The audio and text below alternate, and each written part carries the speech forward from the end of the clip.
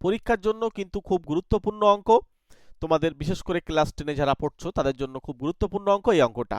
সরলতম মান নির্ণয় করো। কি করতে হয়, সবার প্রথমে যেটা দেওয়া রয়েছে এটা এই অঙ্কটাকে আমরা প্রথমে লিখব। সবার প্রথমে লিখলাম এটাকে, এই লাইনটাকে লেখার পরে আমরা কি করব, দেখো এখানে √3 + √2 আছে, আমি এর অনুবন্ধী দিয়ে গুণ করব, মানে করণীয় নিরাসক দিয়ে গুণ করব, তাহলে √3 - √2 দিয়ে ওপর নিচে গুণ করে নিলাম।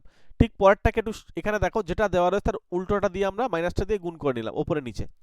পরেরটাও ঠিক একই কেস করার পরে গিয়ে আমরা প্রথম যেটা আছে দেখো এইটাকে কিন্তু a² - b² এর ফর্মুলা ফেলতে পাচ্ছি, তাহলে a² - b² এর ফর্মুলা ফেললাম, উপরে হচ্ছে রুট, এবার এই √5টা ভিতরে গুণ করে দিলাম, তাহলে √5 - √6।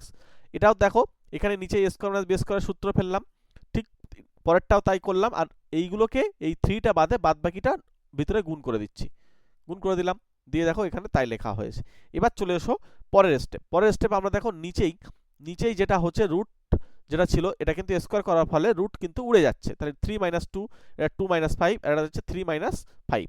চলে এসো পরে, উপরেরটা আমরা যেভাবে আছে ওভাবেই রেখে দিচ্ছি।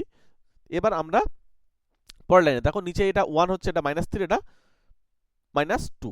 এবার মনে রাখবে এই মাইনাসটা আর এই মাইনাসটা অ্যাকচুয়ালি এটাকে কিন্তু প্লাস করে দেবে, আর এই মাইনাসটা এখানে কিন্তু এসে অ্যাকচুয়ালি মাইনাস করে দেবে। হ্যাঁ, এটা কিন্তু খেয়াল রেখে দিও।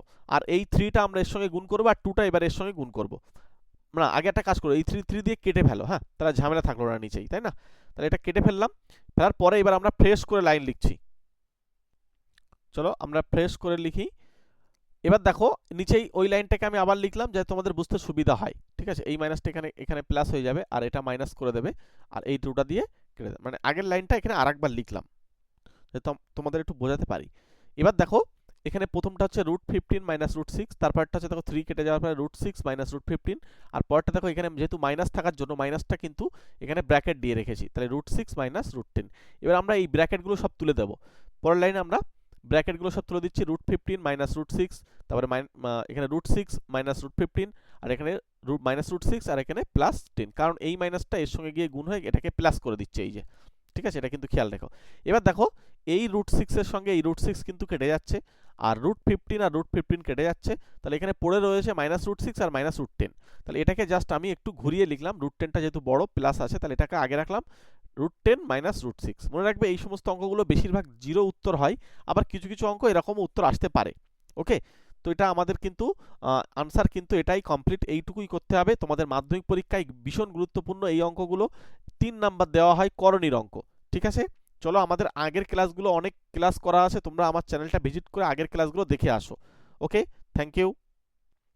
প্রত্যেকে ভালো থেকো, সুস্থ থেকো। আমাদের সঙ্গে স্পেশালভাবে ক্লাস করতে চাইলে নাম্বারের সঙ্গে যোগাযোগ করে নিও।